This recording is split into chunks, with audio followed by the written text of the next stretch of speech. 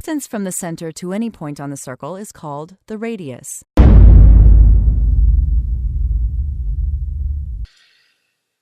You know those movies that don't really have a big budget and don't really have any names in the cast, but they still manage to just pull it off.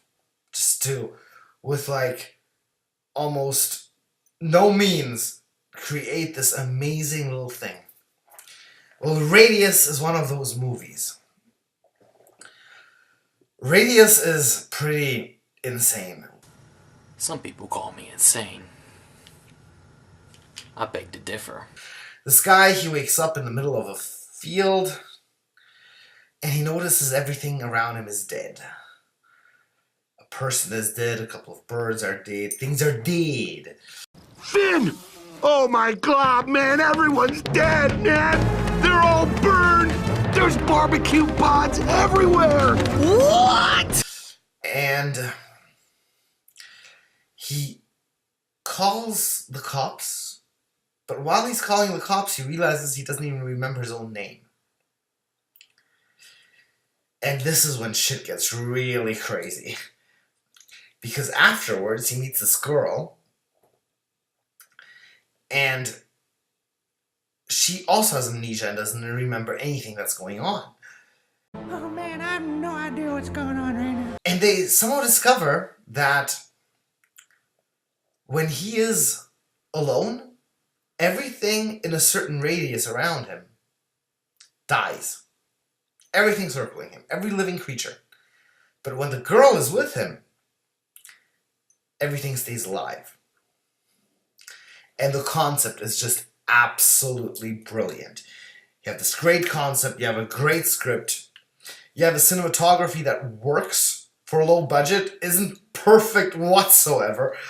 It keeps that rainy day, white bluish cinematography going, similar to Raw when it comes to the cinematography. And at night, sometimes the lighting is a little too bright, and you notice like there's artificial lighting coming, but otherwise, it was great. Okay, one other thing. Our main character's acting, Diego Klattenhoff, is not really that great. It's okay, it's bearable, but at times he is totally stale and unemotional and not really conveying anything at all, like as an actor, just delivering the dialogue, and he's sort of like this retarded Mark Wahlberg or Mark Wahlberg in The Happening. What? No. His counterpart, Charlotte Sullivan, playing the girl that's keeping everybody else alive around him, she does a great job. And it's totally insane. This is a very, very twisted storyline. It's one of those movies that, like, you start watching and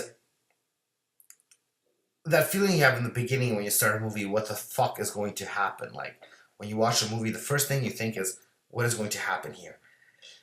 They keep that feeling of what is going to happen going until the end. Usually a movie like creates a certain universe, creates these certain rules, creates these certain plot lines that it generally can only go in that direction. This movie doesn't do that at all. You have absolutely no idea what is going to happen at any given moment. And that keeps the spirit of this movie so alive. Another thing is the ending. The ending is just so tragically beautiful. You don't expect it to play out that way, and when it actually does, it just hits you and breaks your heart a little bit because it is so tragically beautiful. So really, this is a little underground gem waiting to get noticed. This is a wonderful little piece. I liked it a lot more than Raw. Just for your info, even though Raw is a great movie, this one is better. And it's under a lot smaller budget than Raw is. This is the director's second movie, and the other movie is called Sans Dessin, some French thing, and it hasn't really been released properly. And this is a great little piece. The people behind this should really keep going. This is incredible. Like, really check this out. Support this little film. It's really good.